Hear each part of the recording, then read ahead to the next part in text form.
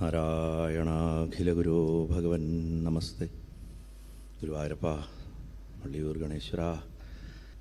ഗണപതി ഭഗവാൻ സഹസ്രനാമത്തെ ഉപദേശിച്ച സമയത്ത് ചില പാഠങ്ങളിൽ കാണുന്നത് എങ്ങനെയാണെന്ന് വെച്ചാൽ ബീജമന്ത്രത്തോട് കൂടിയിട്ട് ഈ സഹസ്രനാമം ചെല്ലാനായിട്ടൊരു ഉപദേശം കൊടുത്തു എന്നാണ്. അതായത് ഗം എന്നുള്ള ഭഗവാന്റെ ബീജാക്ഷരത്തോട് കൂടിയിട്ട് അത് പുടിതമായിട്ട് അതിനോട് ചേർത്തിയിട്ട് അതിനുള്ള താന്ത്രികമായിട്ടുള്ള ക്രമം ഉണ്ടാവും.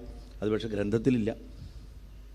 ആ ബീജമന്ത്രോച്ചാരണത്തോടു കൂടി സഹസ്രനാമം ജപിക്കുക. അതുകൂടാതെ അങ്ങ് ഏത് അസ്ത്രം പ്രയോഗിക്കുകയാണെങ്കിലും ആ അസ്ത്രത്തിന് ഈ ബീജമന്ത്രം ജപിച്ചിട്ട് ഈ അസ്ത്രം പ്രയോഗിക്കുക, ആ പുരങ്ങളെ കത്തിക്കാൻ. അപ്പോൾ നാരായണനാകുന്ന അസ്ത്രത്തോടു കൂടിയിട്ടാണ് ശിവൻ അതിനെ തകർത്തതെന്ന് പറയും. കാരണം ഈ പുരങ്ങൾ അതിവേഗതയിൽ സഞ്ചരിച്ചുകൊണ്ടിരിക്കുന്നതാണ്. എത്രയോ വർഷങ്ങൾ കൂടുമ്പോഴാണ് ഇത് മൂന്നും ഒരേ രേഖയിൽ വരിക. അത് വളരെ ചെറിയ സെക്കൻഡ് നേരത്തേക്ക് ഒറ്റ രേഖയെ കിട്ടുള്ളൂ. അപ്പോഴേ അതിനെ തകർക്കാനും പറ്റുള്ളൂ. ആ സമയത്ത് ഇത്രയും വേഗത്തിൽ കറങ്ങിക്കൊണ്ടിരിക്കുന്ന പുരങ്ങളുടെ ആ ചലനത്തിനനുസരിച്ചിട്ട് നമുക്ക് സ്ഥിരതയോടുകൂടി അമ്പയ്യാണെങ്കിൽ അത്രയും സ്പീഡിൽ താഴെ ഓടിക്കൊണ്ടിരിക്കുന്ന ഒരു തേരിൽ നിന്നിട്ട് വേണം അത് ചെയ്യാൻ. അതിൽ അനങ്ങാണ്ട വീഴാണ്ട പിടിച്ച് നിൽക്കാൻ പറ്റണം. അത്രയും വേഗതയിൽ പറക്കണ ഒരു തേരിൽ, ആ തേരിൽ നിന്നുകൊണ്ട് വേണം ഈ അസ്ത്രം പ്രയോഗിക്കാൻ. അങ്ങനെ നിൽക്കാൻ മഹാദേവന് മാത്രമേ സാധിക്കുള്ളൂ. അതുകൊണ്ടാണ് ഭഗവാന്റെ സഹസ്രനാമത്തിൽ ഭഗവാനെ സ്ഥിരഹ, സ്ഥാണുഹു എന്നൊക്കെ പറയും. സ്ഥാണുമാലയപ്പെരുമാൾ എന്ന് പറയും ശുചീന്ദ്രത്ത് ഭഗവാനെ. സ്ഥാണു അങ്ങനെ നിന്നവൻ. നമ്മൾ പണ്ട് കേരളത്തിൽ താണുപിള്ള എന്നൊക്കെ പേരുണ്ടാവും, കണ്ടിട്ടുണ്ടോ, കേട്ടിട്ടുണ്ടോ? ഈ താണു എന്ന് പറഞ്ഞാൽ സ്ഥാണുവാണ്, ശിവൻ്റെ പേരാ അത്. ഇന്നാ പേരൊന്നും അങ്ങനെ ആരും ഇടണമല്ല. അപ്പോൾ സ്ഥിരത ഭയങ്കര ഭഗവാന്. ഭഗവാനോളം സ്ഥിരതയുള്ള ഒരാളില്ല. കാരണം ആത്മസ്വരൂപനാണ്, ആത്മാവിനാണ് ഏറ്റവും സ്ഥിരത. അപ്പോൾ ഇവിടെ ഭഗവാൻ പറഞ്ഞതനുസരിച്ചിട്ട് ബീജമന്ത്രം ഗം എന്നുള്ള ബീജമന്ത്രം പൂർണ്ണാക്ഷരമാണ്. ആ മന്ത്രം ഉരുവിട്ടുകൊണ്ട് അസ്ത്രം പ്രയോഗിച്ചു കഴിഞ്ഞാൽ ത്രിപുരൻ മരിക്കും, മാത്രമല്ല ആ പുരങ്ങൾ തകർക്കാൻ സാധിക്കുമെന്ന് പറയും. ഇങ്ങനെ പറഞ്ഞിട്ട് ഗണപതി ഭഗവാൻ അന്തർധാനം ചെയ്തു. മഹാദേവൻ ഭക്തിയോട് കൂടിയിട്ട് പുത്രനായിട്ടുള്ള വിഘ്നേശ്വരനെ ബ്രഹ്മരൂപിയായിട്ട് കണ്ടുകൊണ്ട് ആരാധിച്ചു. ആ പ്രഥമാരാധ്യനായിട്ടുള്ള ഭഗവാന് പുഷ്പാഞ്ജലി ചെയ്തു. ഗണേശ സഹസ്രനാമം ജപിക്കുകയും അതുകൊണ്ട് അർച്ചനകൾ ചെയ്യുകയൊക്കെ ചെയ്തു. ഭഗവാൻ പ്രത്യക്ഷപ്പെട്ട ആ പുണ്യസ്ഥലം അന്നേ സമയം തൊട്ടിട്ട് മണിപുരം എന്ന പേരിൽ അറിയപ്പെടും എന്ന് ഭഗവാൻ അനുഗ്രഹിച്ചു. അതിനുശേഷം ദേവസൈന്യമായിട്ട് ഭഗവാൻ ത്രിപുരൻ്റെ രാജധാനിയിലേക്ക് പുറപ്പെട്ടു. അതൊക്കെ നമുക്ക് ചുരുക്കിയാണ് ഞാൻ പറയണത്. അത് കുറച്ച് വിസ്തരിച്ചിട്ട് തന്നെ ഗണേശപുരാണത്തിൽ വരും. നമുക്ക് അതിൻ്റെ ആവശ്യമില്ല, സമയം പോകുന്നതുകൊണ്ടും പിന്നെ ഈ കഥകളൊക്കെ ധാരാളം ആയിട്ട് മുൻപും പറഞ്ഞിട്ടുള്ളത് കൊണ്ടും. ഗണനാഥനെ സ്മരിച്ചുകൊണ്ട് അദ്ദേഹം ദേവസൈന്യത്തിനെ നോക്കിയപ്പോൾ ഒരു കാഴ്ച കണ്ടു. ദേവസൈന്യത്തിൻ്റെ ഏറ്റവും മുന്നിൽ സകല ആയുധങ്ങളും ധരിച്ചിട്ട് ഗണപതി ഭഗവാൻ തന്നെ മുന്നിൽ പോകുന്നതായിട്ട് മഹാദേവൻ കണ്ടു എന്നാണ്. പണ്ട് സാമൂരിപ്പാട് വള്ളുവനാട് ആക്രമിക്കും. സാമൂരിപ്പാട് 10-30,000 പടയാണ് കൊണ്ടുവരിക, അല്ലെങ്കിൽ ഒരു 50,000 പട വരും വള്ളുവനാട് ആക്രമിക്കുമ്പോൾ. അപ്പോൾ തിരുമാന്താംകുന്ന് പ്രദേശങ്ങളൊക്കെയാണല്ലോ വള്ളുവനാട് എന്ന് പറഞ്ഞാൽ, അങ്ങാടിപ്പുറം, ആ പെരിന്തൽമണ്ണ ഭാഗങ്ങളൊക്കെ. അപ്പോൾ ആക്രമിക്കുന്ന സമയത്ത് 30,000 പേരെ കൊണ്ടുവന്നാലും 1,00,000 പേരെ കൊണ്ടുവന്നാലും സാമൂതിരിയുടെ പടയ്ക്ക് എപ്പോഴും തോൽവിയാണ്. വള്ളുവനാടിൻ്റെ സൈഡിൽ 1000 പേരുണ്ടാവും, 2000 പേരുണ്ടാവും, ഏറിയ ഒരു 3000. പക്ഷേ യുദ്ധത്തിലെന്നും സാമൂതിരി തോൽക്കും. അപ്പോൾ സാമൂതിരി നേരിട്ട് വന്ന് യുദ്ധം ചെയ്യില്ല. കാരണം വള്ളുവനാടൊക്കെ ചെറിയ രാജാവ്, താൻ തന്നെ പോയിട്ട് യുദ്ധം ചെയ്യുന്നൊന്നും പുള്ളി ചിന്തിച്ചിട്ട് പോലുമില്ല. അപ്പോൾ എന്നും പരാജയങ്ങൾ ഏറ്റുവാങ്ങാൻ തുടങ്ങിയപ്പോൾ അദ്ദേഹം ഉപാസകനായിരുന്നു. അന്നത്തെ സാമൂരിപ്പാട് പടക്കളത്തിലേക്ക് ചെന്ന് കഴിഞ്ഞപ്പോൾ ഒരു വിചിത്ര കാഴ്ച കണ്ടു. അത്ര തൻ്റെ സൈന്യങ്ങളെ മുഴുവൻ ഒരു കറുത്ത് കൂറ്റൻ രൂപമുള്ളൊരു പെണ്ണ് പള്ളിവാൾ വെച്ചിട്ട് അരിഞ്ഞിടുന്നു. നോക്കിയപ്പോൾ കാളിയാണ്, തിരുമാന്താംകുന്നിൽ അമ്മയാണ്, വള്ളുവക്കോനാഥരുടെ പരദേവത. അവളാണ് മുന്നിൽ നിന്നിട്ട് യുദ്ധം ചെയ്യണം. പിന്നെ എങ്ങനെ 30,000 പേര് 1,00,000 പേര് അയച്ചു കഴിഞ്ഞാൽ സാമൂതിരി ജയിക്കും? അതുകൊണ്ട് ഇവളെ ഇവിടുന്ന് കടത്തി കൊണ്ടുപോകണം, ഇവളെ ഇവിടെ ഇരുത്തിയാൽ ശരിയാവില്ല എന്ന് വിചാരിച്ചിട്ട് അദ്ദേഹം വേഷപ്രച്ഛന്നനായിട്ട് വള്ളുവനാട്ടിലേക്ക് കയറി തിരുമാന്താംകുന്നിൽ വന്ന് 6 മാസക്കാലം ആ ക്ഷേത്രത്തിൻ്റെ ഉള്ളിൽ താമസിച്ച് ഒരു സാധാരണക്കാരനായിട്ടിരുന്ന് ആ ദേവിയെ പ്രത്യക്ഷപ്പെടുത്തി അമ്മയോട് പറഞ്ഞു, നീ എൻ്റെ കൂടെ വരണം കോഴിക്കോട്ടേക്കെന്ന്. അപ്പോൾ അമ്മ പറഞ്ഞു, നീ ഇത്രയും ഭക്തിയോടുകൂടി വിളിക്കുന്ന സ്ഥിതിക്ക് ഞാൻ വരാം. അത് മാത്രം പോരാ, നീ ഇനി ഇവരെ സഹായിക്കാനും പാടില്ല യുദ്ധത്തിലെന്ന് പറഞ്ഞു. അങ്ങനെ ദേവി വരമൊക്കെ കൊടുത്ത് കോഴിക്കോട്ടേക്ക് പോകും, തിരിഞ്ഞു നോക്കരുതെന്ന് പറഞ്ഞു. ചാലിയാറിൻ്റെ അവിടെ എത്തിയ സമയത്ത് ചെലമ്പിൻ്റെ ശബ്ദം നിന്നതുകൊണ്ട് തിരിഞ്ഞു നോക്കിയപ്പോൾ അമ്മ അവിടെ തന്നെയുണ്ട്. തിരിഞ്ഞു നോക്കാൻ പാടില്ല എന്നല്ല, ഞാൻ ഇവിടുന്ന് വരില്ല എന്ന് പറഞ്ഞു. അപ്പോൾ പറഞ്ഞു, അയ്യോ ചതിക്കരുത്, വരണം എന്ന് പറഞ്ഞു. ശരി, വാക്ക് തെറ്റിക്കാൻ പറ്റില്ല എന്നിട്ട് കയ്യിലെ കടകവള, മഹാകാളിയായിട്ടാണ് വന്നെന്ന സങ്കല്പം, കടകവള ഊരിയിട്ട് ആകാശത്തേക്ക് എറിഞ്ഞു. അതിങ്ങനെ കറങ്ങി ഒരാഴ്ചക്കാലം അത് ആകാശത്ത് കിടന്നിട്ട് കറങ്ങി, എന്നിട്ട് താഴെ വീണു. ആ സ്ഥാനത്ത് തന്നെ പ്രതിഷ്ഠിക്കാൻ പറഞ്ഞു. ദേവിയുടെ കടകവള ഊരി വീണ സ്ഥലമായതുകൊണ്ടാണ് വളയനാട് എന്ന് പേര്. വളയനാട് ക്ഷേത്രം അങ്ങനെയാണ് വരണത്. ഒരാഴ്ചക്കാലം വള കിടന്ന് കറങ്ങിയ സ്ഥലം ആഴ്ചവട്ടം ഇപ്പോഴുണ്ട്, കോഴിക്കോട്ടുള്ള സ്ഥലങ്ങളതൊക്കെ. അപ്പോൾ ഇങ്ങനെ യുദ്ധത്തിൻ്റെ മുന്നിൽ അമ്മയെ കണ്ടിട്ട് സാമൂതിരി ആവാഹിച്ചുകൊണ്ടേ ഒരു കഥയുണ്ട്. അതേപോലെ മഹാദേവൻ കാണുകയാണ്, ഗണപതി ഭഗവാൻ തന്നെ യുദ്ധത്തിനെ നയിക്കണതായിട്ട് ഭഗവാൻ കണ്ടു. ആ ഭഗവതിയും ഗണപതി ഭഗവാനെയൊക്കെ മനസ്സുകൊണ്ട് എല്ലാവരും സാഷ്ടാംഗം നമസ്കരിക്കും. ഇങ്ങനെയൊക്കെ പറയുമ്പോഴേ ഇങ്ങനത്തെ ഓരോ കഥകളൊക്കെ പറയാൻ പറ്റുള്ളൂ. ഇടയിലിടയിൽ രസമായിട്ടുള്ള കഥകളതൊക്കെ. അപ്പം അങ്ങനെ ഗണപതി ഭഗവാനെ സ്മരിച്ചുകൊണ്ട് ഭഗവാൻ ത്രിപുരൻ്റെ 3 പുരങ്ങളിൽ നശിപ്പിക്കാനായിട്ട് ഉള്ള ഒരുക്കങ്ങൾ തുടങ്ങി. ആ പുരങ്ങൾ കറങ്ങി ഒരു നേർരേഖയിൽ വന്നു. ഗണപതി ഭഗവാന്റെ ആ ഗം എന്നുള്ള ബീജാക്ഷര മന്ത്രം ഉരുവിട്ടിട്ട് നാരായണസ്വരൂപമായിട്ടുള്ള അസ്ത്രത്തിനെ ഭഗവാൻ പ്രയോഗിച്ചു. ഒരൊറ്റ ബാണം കൊണ്ട് അഭിജിത്ത് എന്ന് പറയുന്ന ദിവ്യമായിട്ടുള്ള മുഹൂർത്തത്തിൽ, വളരെ സൂക്ഷ്മമായിട്ടുള്ളൊരു മുഹൂർത്തത്തിൽ, ആ ഒരു സെക്കൻഡ് പോലും കളയാണ്ട് എഴുതാലേ നടക്കുള്ളൂ. ഇല്ലെങ്കിൽ ഇനിയും എത്ര ആയിരം വർഷം കഴിയുമ്പോഴേ ഇത് ഒരേ രേഖയിൽ വരുള്ളൂ. അങ്ങനെ ആ ഒറ്റ അസ്ത്രം കൊണ്ട് ഭഗവാൻ 3 പുരങ്ങളെയും ചാമ്പലാക്കി കളഞ്ഞു. അങ്ങനെ പ്രഥമ പൂജനീയനായിട്ടുള്ള ഗണപതി ഭഗവാന്റെ കൃപ കൊണ്ട് കൈലാസനാഥനായിട്ടുള്ള ഭഗവാൻ മഹാദേവൻ ത്രിപുരനെ നിഗ്രഹിച്ചിട്ട് ത്രിപുരാന്തകൻ എന്നുള്ള പേര് ഭഗവാന് കിട്ടിയെന്നാണ് പറഞ്ഞു. ത്രിപുരാരിയായിട്ടുള്ള കൈലാസനാഥൻ വിജയിക്കട്ടെ വിജയിക്കട്ടെ എന്ന് ദേവന്മാരിങ്ങനെ ഘോഷിച്ചു. ഗണപതി ഭഗവാൻ വിജയിക്കട്ടെ വിജയിക്കട്ടെ എന്നും അവർ ഉദ്ഘോഷിച്ചു. അങ്ങനെ ഇവർ വളരെ മനോഹരമായിട്ടുള്ള ത്രിപുര സംഹാരത്തിനെ അത് കേൾക്കുന്നത് നമ്മുടെ ഉള്ളിലുള്ള എല്ലാ ദുഷിപ്പുകളും നശിച്ചു പോകാൻ ഏറ്റവും നല്ലതാണ്.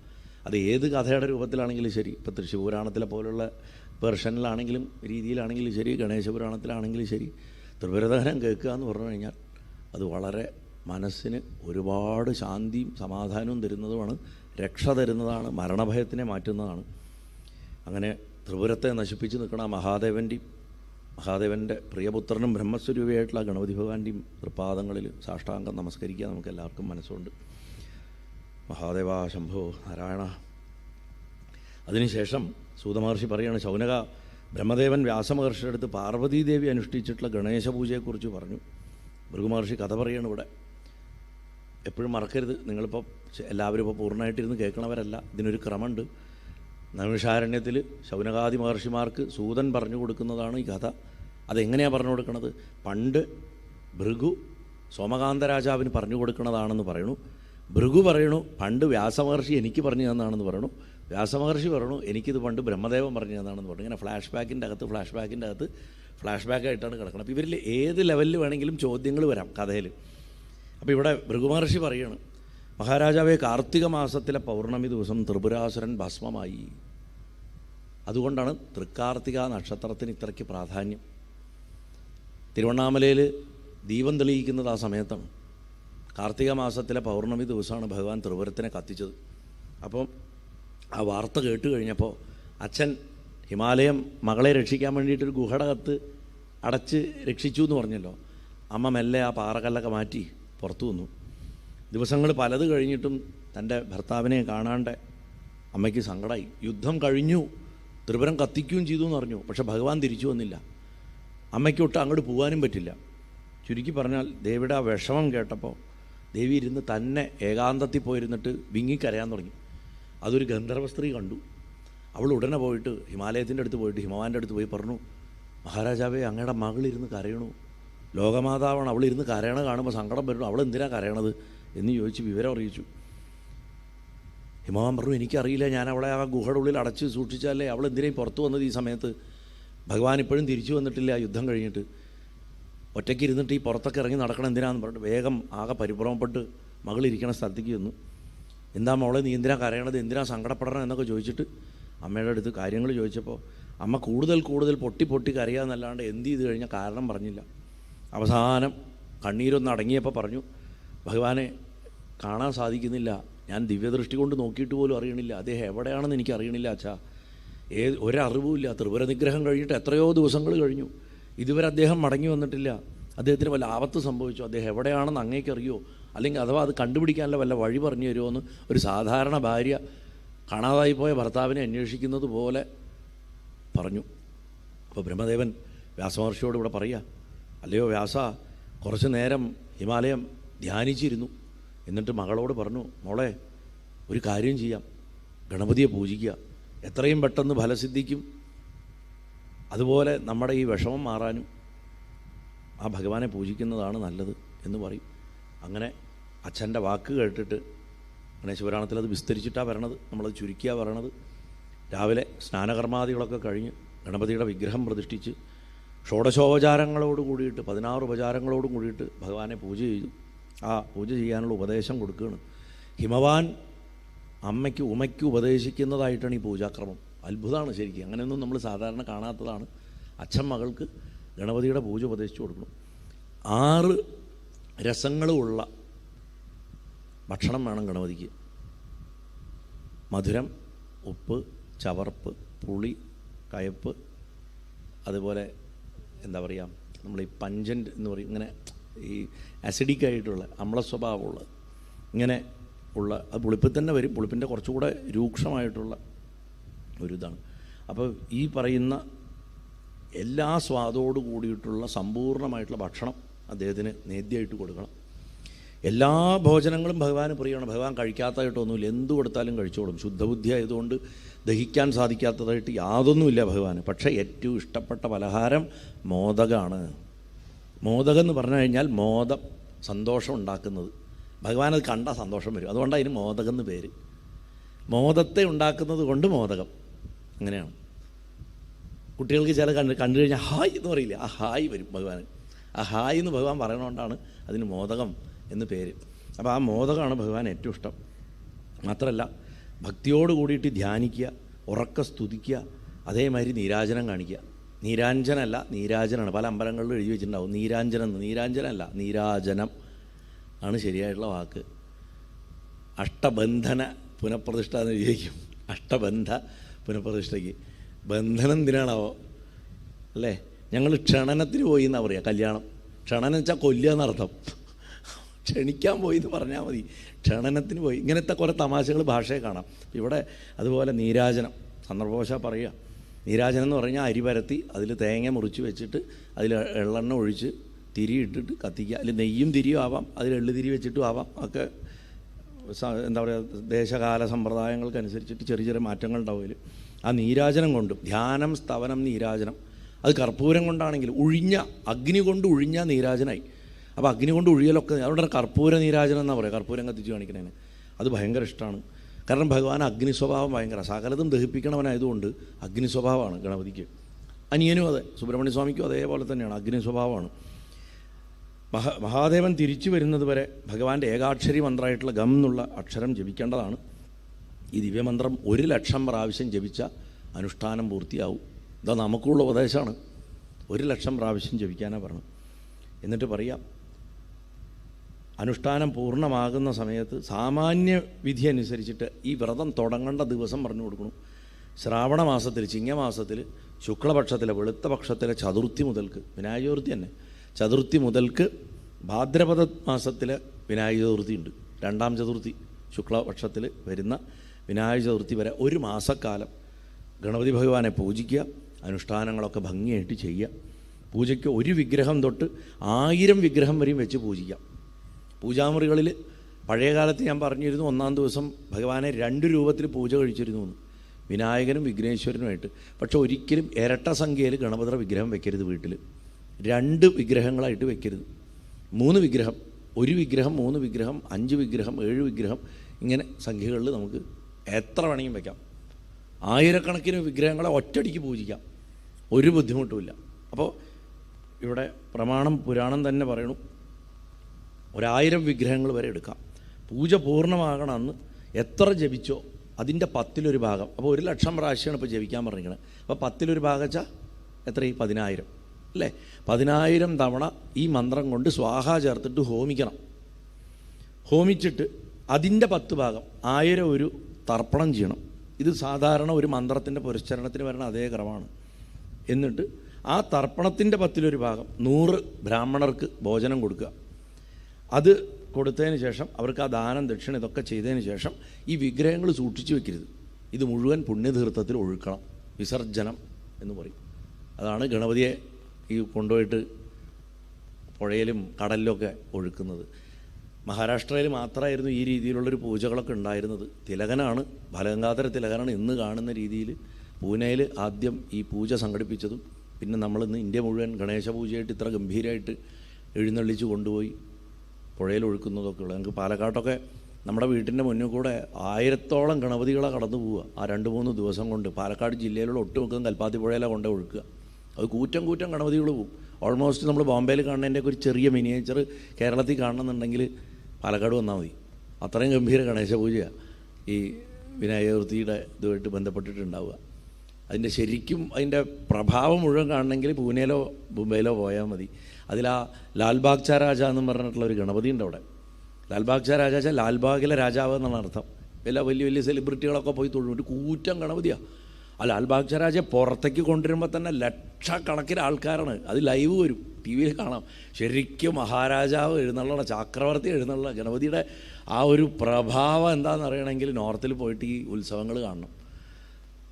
സന്ദർഭവശാൽ പറഞ്ഞു എന്നേ ഉള്ളൂ. അതൊക്കെ നമുക്ക് നെറ്റിൽ നോക്കിയാലും കാണാം. ലാൽബാഗ് ചാ രാജ എന്ന് പറഞ്ഞിട്ട് സെർച്ച് ചെയ്ത് നോക്കിക്കഴിഞ്ഞാൽ ഭഗവാന്റെ ആ മണ്ഡപവും ആ മണ്ഡപത്തിലുള്ള പൂജയും അതിനുശേഷം ഭഗവാന്റെ ആ കടലിലേക്കുള്ള യാത്രയും JCB കൊണ്ടുവന്നിട്ടോ ക്രെയിൻ കൊണ്ടുവന്നിട്ടുമാണ്. ക്രെയിനിൽ പൊക്കിയിട്ടാണ് ഭഗവാനെ കടലിലിറക്കുക. അത്രയും വലിയ വിഗ്രഹം, അതിനെ മറിക്കാൻ പറ്റില്ല.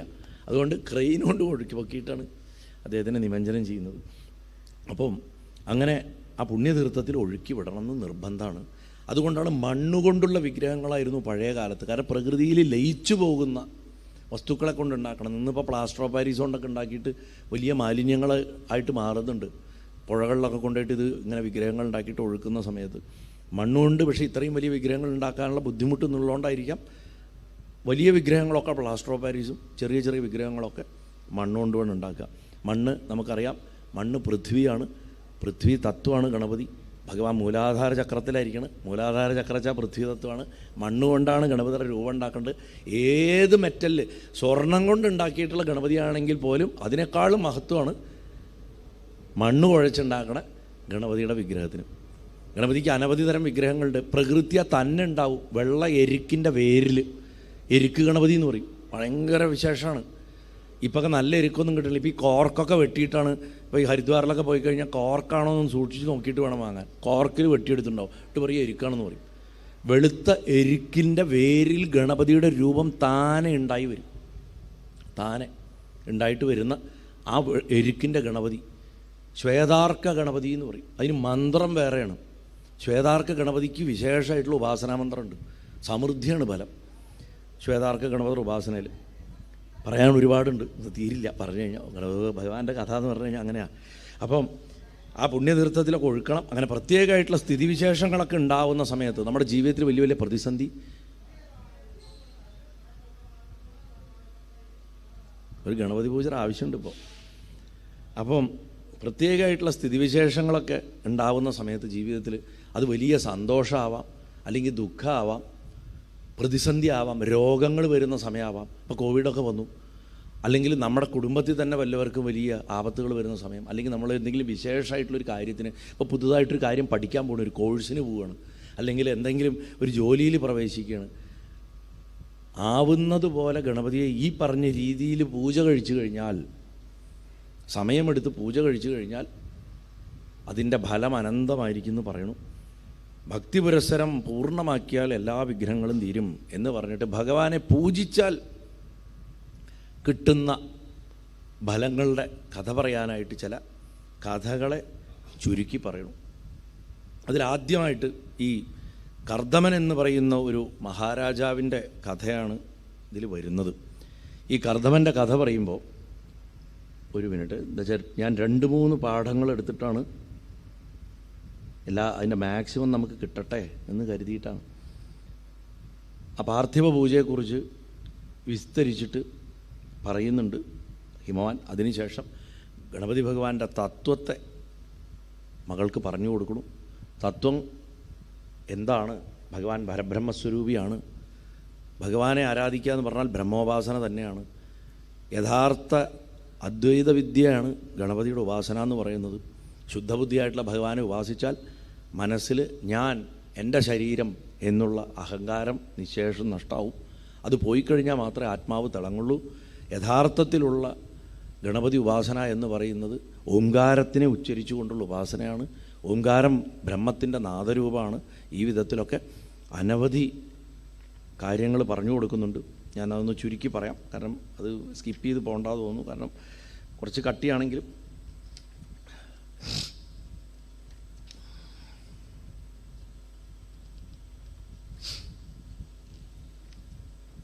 ദേവിയുടെ ഒരു സ്തുതിയൊക്കെയുണ്ട്.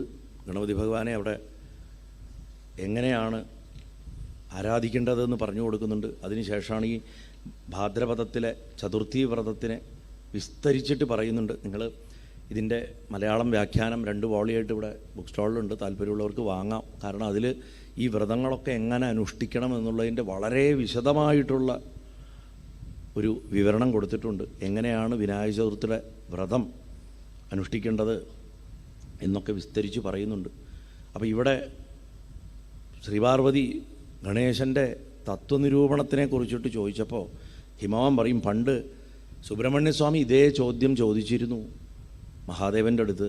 അന്ന് മഹാദേവൻ പറഞ്ഞത് ഞാൻ പറഞ്ഞു തരാം എന്ന് പറഞ്ഞിട്ട് വീണ്ടും ഒരു ഫ്ലാഷ് ബാക്ക് പറയാണ്. അപ്പോഴാണ് ഈ ഭാദ്രപദത്തിലെ ചതുർത്ഥിയിലത്തെ വ്രതത്തിൻ്റെ നിയമങ്ങളൊക്കെ പറഞ്ഞു കൊടുക്കുന്നത്. അതിൽ കലശസ്ഥാപനം ചെയ്തിട്ട് പഞ്ചരത്നങ്ങളൊക്കെ ഇട്ടിട്ടുള്ള കുടത്തിൽ വേണം ഗണപതി ആവാഹിക്കാനെന്നൊക്കെ പറയുന്നുണ്ട്. അതൊന്നും നമുക്ക് സാധാരണക്കാർക്ക് പെട്ടെന്ന് ഇന്ന് ചെയ്യാൻ പറ്റില്ല. പക്ഷേ ഒരു അർച്ചകൻ, നല്ല പൂജ അറിയുന്ന ഒരാളുണ്ടെങ്കിൽ വീട്ടിൽ വിളിച്ചിട്ട് അദ്ദേഹത്തിന് ഈ കാര്യങ്ങളൊക്കെ പറഞ്ഞു കൊടുത്താൽ ഭംഗിയായിട്ട് ഇത് ചെയ്യാൻ പറ്റും. കുറഞ്ഞത് വട, അപ്പം, ലഡ്ഡു, അതുമാതിരി നവരനെല്ലിൻ്റെ അരി കൊണ്ടുള്ള പായസം, ഇതൊക്കെ നേദ്യങ്ങൾ കൊടുക്കണം. പഞ്ചാമൃതം നിശ്ചയമായിട്ടും വേണം. അതേപോലെ തന്നെ ഭഗവാൻ എപ്പോഴും നേദ്യം സമർപ്പിക്കുമ്പോൾ പഴം കൊടുക്കേണ്ടത് അവസാനം. നമ്മൾ നേദ്യം കഴിഞ്ഞ് കഴിഞ്ഞാൽ ഫലം പഴം കൊടുക്കും. പഴം അവസാനം നേദിക്കുക. പഴം കൊടുത്തിട്ട് നമ്മൾ മുറുക്കാൻ വെറ്റിലയും അടക്കിയും കൊടുക്കും, താമ്പൂലം കൊടുക്കും ഭഗവാന്. ഇത് രണ്ടും മാത്രം, പഴവും താമ്പൂലും തുമ്പിക്കൈയിൽ വെച്ച് കൊടുക്കണം എന്നാണ്. ബാക്കിയൊക്കെ പാത്രത്തിൽ നിന്ന് മുദ്ര കാണിച്ചിട്ട് നമുക്ക് നേദിക്കാം. പക്ഷേ ഇത് മാത്രം തുമ്പിക്കരത്തിൽ സ്പർശിക്കുകയെങ്കിലും ചെയ്യണം, സങ്കല്പിക്കണം. തുമ്പിക്കൈയിൽ വെച്ച് കൊടുത്തു എന്ന് സങ്കല്പിക്കുക. അത് നമ്മളാ ഭഗവാനുമായിട്ടുള്ള ആ ബന്ധം, ആ സ്നേഹം ഊട്ടി ഉറപ്പിക്കാൻ വേണ്ടിയിട്ടാണ്. പിന്നെ അതിനുശേഷം ഭഗവാന് രാജോപചാരങ്ങളൊക്കെ കൊടുക്കണമെന്ന് പറയുന്നുണ്ട്. വെഞ്ചാമര, വെൺകൊറ്റക്കൊട, ചക്രവർത്തി ആയതുകൊണ്ട് അദ്ദേഹത്തിനെ എങ്ങനെയൊക്കെ ചക്രവർത്തിയുടെ രീതിയിൽ ഉപചരിക്കാവോ അതൊക്കെ ചെയ്യണം. ഗീതമിതം, നൃത്തമിതം, വാദ്യമിതം എന്നൊക്കെ പറഞ്ഞിട്ട് വെള്ളം നമ്മളെടുത്തിട്ട് കൊടുക്കുക ചെയ്യുക. അതിന് പകരം ശരിക്ക് പാട്ട് പാടണം. നൃത്തത്തിന് നർത്തകരെ കൊണ്ടുവന്ന് നൃത്തം ചെയ്യിപ്പിക്കണം. അങ്ങനെ ഉപചാരങ്ങൾക്കൊക്കെ എന്താണോ അതായിട്ട് യഥാർത്ഥമായിട്ട് ഭഗവാന് കൊടുക്കണം എന്ന് പറയണു. പിന്നെ സഹസ്രനാമം കൊണ്ട് അർച്ചന ചെയ്യണം. ബ്രഹ്മജ്ഞരായിട്ടുള്ളവരെ പൂജിക്കണം. ഗണപതി ഭഗവാന് വേറെ ഇവിടെ പറയാത്ത വേറൊരു കാര്യം കൂടിയുണ്ട്. ഗണപതിയുടെ പൂജ എപ്പോൾ ചെയ്യുമ്പോഴും നമ്മുടെ സ്വന്തമല്ലാത്ത കുട്ടികൾക്ക് എന്തെങ്കിലും മധുരം കൊടുക്കുന്നത് വളരെ വിശേഷമാണ്. പെട്ടെന്ന് പ്രസാദിക്കും ഭഗവാൻ. ഗണപതിയെ പ്രസാദിപ്പിക്കാനുള്ള ഏറ്റവും നല്ല 2 മാർഗ്ഗമായിട്ട് പറയാറുള്ളത് ഉറുമ്പും കൂട്ടങ്ങൾക്ക് തീറ്റ കൊടുക്കുക. കാരണം കൂട്ടങ്ങളായിട്ടുള്ള എന്തിൻ്റെയും നാഥനാണ് ഗണപതി എന്ന് ഞാൻ പറഞ്ഞല്ലോ. കൂട്ടമായിട്ടുള്ള എന്തിൻ്റെയും നാഥനാണ് ഗണപതി നിന്ന് രാവിലെ ഞാൻ പറഞ്ഞു. ഉറുമ്പും കൂട്ടങ്ങൾക്ക് തീറ്റ കൊടുക്കുക. അതൊരു കൊച്ചു കുഞ്ഞുങ്ങൾക്ക്. നമ്മളുമായിട്ട് ഒരു ബന്ധവും പാടില്ല. നമ്മൾ നമ്മുടെ മക്കൾക്ക് തിന്നാൻ കൊടുത്തിട്ട് കാര്യമില്ല. അയൽ വീട്ടിലോ അല്ലെങ്കിൽ നമുക്ക് പരിചയമില്ലാത്തവർക്കോ കുട്ടികൾക്ക് സ്വീറ്റ്സ് കൊടുക്കുക. ഗണപതിയെ പെട്ടെന്ന് പ്രസാദിപ്പിക്കാൻ സാധിക്കും. ഉദരസംബന്ധമായിട്ടുള്ള രോഗങ്ങളുടെ ഒക്കെ അടിസ്ഥാനമായിട്ടുള്ള ഒരു ഗ്രഹം കേതുവാണ്. കേതുവിൻ്റെ അതിദേവൻ ഗണപതിയാണ്. അതുകൊണ്ട് ദഹനശക്തിക്കും ഉദരരോഗങ്ങൾക്കും ഗണപതി പ്രീതി വരുത്തുന്ന സമയത്ത് കൊച്ചുകുട്ടികൾക്ക് മധുരപലഹാരം കൊടുക്കാൻ പറയാറുണ്ട്. നമ്മുടെ സമ്പ്രദായത്തിലില്ല, കേരളത്തിൽ പിന്നെ നമുക്കൊക്കെ വേറിട്ടൊരു രീതികളാണല്ലോ. പക്ഷേ ഹർഷഭാരതത്തിൻ്റെ ലാർജറായിട്ടുള്ള പെർസ്പെക്റ്റീവിൽ ഇതൊക്കെ കൈകണ്ട മരുന്നുകളാണ് ജ്യോതിഷത്തിലും പരിഹാരത്തിലും. പ്രത്യേകിച്ച് കർമ്മവിഭാഗ പ്രായശ്ചിത്തങ്ങളൊക്കെ ചെയ്യുമ്പോൾ ചെയ്ത തെറ്റുകൾക്ക് പൂർവ്വകർമ്മങ്ങൾക്കുള്ള പ്രായശ്ചിത്തത്തിനെയാണ് കർമ്മവിഭാഗ പ്രായശ്ചിത്തം എന്ന് പറയുക. അതിൽ പറയുന്ന ഒന്നാണ് മധുരപലഹാരങ്ങൾ കൊടുക്കുക കൊച്ചു കുട്ടികൾക്ക്. സന്ദർഭവശാൽ പറഞ്ഞു എന്നുള്ളൂ, ഉപകരിക്കണ അവർക്ക് ഉപകരിക്കട്ടെ. അപ്പം അത് മാത്രമല്ല, സാധിക്കുമെങ്കിൽ ഈ ബ്രാഹ്മണർക്ക് മാത്രമല്ല ഭക്ഷണം കൊടുക്കേണ്ടത്, 108 പേർക്കോ അല്ലെങ്കിൽ 21 പേർക്കോ കുറഞ്ഞത് അഗതികൾക്ക് ഭക്ഷണം കൊടുത്തിട്ടുണ്ടാവണം. അത് പ്രത്യേകിച്ച് അസുഖമുള്ളവരോ അന്ധരോ ആയിട്ടുള്ളവരാണെങ്കിൽ വളരെ ഉത്തമം എന്നാണ്. അവർക്ക് ഭക്ഷണം കൊടുക്കുക, അതും പായസം അടക്കം കൊടുത്തോളണം. പായസം അടക്കമുള്ള സദ്യ ആയിട്ടുള്ള ഭക്ഷണം തന്നെ കൊടുക്കണം, ദക്ഷിണ കൊടുക്കണം. അങ്ങനെ ഇങ്ങനെ വേണം വ്രതം അനുഷ്ഠിക്കാനെന്നൊക്കെ പറഞ്ഞ് വിസ്തരിച്ച് പറയുന്നുണ്ട്. അതിനുശേഷമാണ് കർദമൻ്റെ ആ ഒരു കഥ വരുന്നത്. ഞാനൊരു 5 മിനിറ്റ് കൊണ്ട് ചുരുക്കി പറയാം. അതിനുശേഷം വരുന്ന കഥ നളൻ്റെ കഥയാണ്. നളൻ്റെ കഥ ഉച്ചയ്ക്ക് ശേഷമേ പറയുള്ളൂ, കാരണം അത് കുറച്ച് പറയാനുണ്ട്. കർദമ മഹാരാജാവിൻ്റെ ഒരു ദൃഷ്ടാന്തം പറയുകയാണ്. ഇങ്ങനെ ഭഗവാനെ പൂജ കഴിച്ചാൽ എന്താ കിട്ടുക? ഹിമവാൻ പറയുകയാണ് അമ്മയുടെ അടുത്ത്, അല്ലയോ ഉമേ, നാളെ നല്ല ദിവസമാണ്, നാളെ മുതൽക്ക് തന്നെ നീ ഗണേശ്വരൻ്റെ പൂജയും ധ്യാനമൊക്കെ തുടങ്ങിക്കോ. പണ്ട് ഭഗവാനെ ഇങ്ങനെ പൂജിച്ചത് കൊണ്ട് സാധാരണക്കാരനായിട്ടുള്ളൊരു മനുഷ്യൻ വീണ്ടും അടുത്ത ജന്മത്തിൽ മഹാരാജാവായിട്ട് ജനിച്ചു. ആ മഹാരാജാവ് എല്ലാ രോഗത്തിനും സമാരാധ്യനായിട്ട് തീർന്നു. അദ്ദേഹത്തിൻ്റെ പേര് കർദമൻ എന്നായിരുന്നു എന്ന് പറയുന്നു. ഭാഗവതത്തിൽ നമ്മളൊരു കർദമനെ കണ്ട്, അദ്ദേഹം പ്രജാപതിയാണ്, ബ്രഹ്മപുത്രനാണ്. അദ്ദേഹം സാക്ഷാൽ കപില മഹർഷിയുടെ പിതാവാണ്. പക്ഷേ ആ കർദമനല്ല ഇവിടെ, ഇത് വേറൊരു കർദമൻ. അങ്ങനെ കർദമൻ എന്ന് പറഞ്ഞ മഹാരാജാവ് ഭൃഗുമഹർഷിയുടെ ആശ്രമത്തിൽ പോയി. അവിടെ വെച്ചിട്ട് ഭൃഗുമഹർഷി മഹാരാജാവിന് അനേകം കഥകളൊക്കെ പറഞ്ഞു കൊടുത്തു. ആ സംസാരത്തിൻ്റെ ഇടയ്ക്ക് തൻ്റെ പൂർവ്വജന്മത്തിൻ്റെ കഥ അറിയാൻ വേണ്ടിയിട്ട് വളരെ ആഗ്രഹമുണ്ടെന്ന് രാജാവ് ഭൃഗുവിനോട് പറഞ്ഞു. കുറച്ചു നേരം ആലോചിച്ചിരുന്നിട്ട് തൻ്റെ ദിവ്യദൃഷ്ടിയിൽ കണ്ട ആ പൂർവ്വജന്മ കഥ ചുരുക്കി പറഞ്ഞു. മഹാരാജാവെ, പൂർവ്വത്തിൽ അങ്ങ് ഗണപതിയുടെ ഏകാക്ഷര മന്ത്രം കൊണ്ട്, ഗം എന്നുള്ള മന്ത്രം കൊണ്ട് ഏറ്റവും ഭക്തിയോട് കൂടിയിട്ട് ഭഗവാനെ ആരാധിച്ച ആളായിരുന്നു. അങ്ങയുടെ ഭക്തിയിൽ പ്രസന്നനായിട്ട് ആ ഭഗവാൻ ഈ ജന്മം അങ്ങേക്ക് രാജാവായിട്ട് ജന്മം തന്നു. ഭഗവാനെ ഉപാസിക്കുന്നവർക്ക് എപ്പോഴും ഐശ്വര്യവും ശ്രേയസ്സും മാത്രമേ ഉണ്ടാവുള്ളൂ. ആ ജന്മത്തിൽ അവിടുന്ന് വളരെ ദരിദ്രമായിട്ടുള്ളൊരു കുടുംബത്തിൽ ജനിച്ച ഒരു ക്ഷത്രിയനായിരുന്നു. അഷ്ടിക്ക് പോലും വകയില്ലാതെ വന്ന സമയത്താണ് നിങ്ങൾ ആത്മഹത്യ ചെയ്യാൻ വേണ്ടിയിട്ട് ഇറങ്ങി പുറപ്പെട്ടു. വഴിയിൽ വെച്ചിട്ട് സൗഭരി എന്ന് പറയുന്ന മഹർഷിയെ യാദൃശ്ചികമായിട്ട് കണ്ടു. മഹർഷിയെ നമസ്കരിച്ചിട്ട് എന്തെങ്കിലും ഒരു വഴിയുണ്ടോ എനിക്ക് രക്ഷപ്പെടാൻ എന്ന് സങ്കട നിവാരണത്തിനുള്ള ഉപായം ചോദിച്ചപ്പോൾ അദ്ദേഹം ഗണപതി ഭഗവാന്റെ ഈ ഒറ്റ അക്ഷരത്തിലുള്ള മന്ത്രം, ഈ ഗം എന്നുള്ള മന്ത്രം ഉപദേശിച്ചു തന്നു. അത്യന്തം ഭക്തിശ്രദ്ധയോട് കൂടിയിട്ട് നിങ്ങൾ ആ അനുഷ്ഠാനങ്ങളൊക്കെ ആചരിച്ചു. അതിൻ്റെ ഫലമായിട്ട് പൂർവ്വജന്മത്തിൽ ഏതേത് ദുഷ്കർമ്മങ്ങൾ അതിനു മുൻപുള്ള ജന്മത്തിൽ ചെയ്ത കാരണം കൊണ്ടാണോ കഴിഞ്ഞ ജന്മത്തിൽ നിങ്ങൾക്ക് മോശം ഒരു ജീവിതം ഉണ്ടായത്, അത് മുഴുവൻ ആ കർമ്മങ്ങളുടെ വാസനകളടക്കം സകലത് നശിച്ചുപോയി. നിങ്ങൾ ശുദ്ധനായതുകൊണ്ട് നിങ്ങൾക്ക് ഭഗവാൻ സകലവിധ സുഖസൗകര്യങ്ങളോടും കൂടിയിട്ടും ഈ ജന്മത്തിൻ്റെ അവസാനം മുക്തി കിട്ടുന്ന വിധത്തിലുള്ള ഈ രാജാവിൻ്റെ ജന്മത്തെ തന്നിരിക്കുന്നു.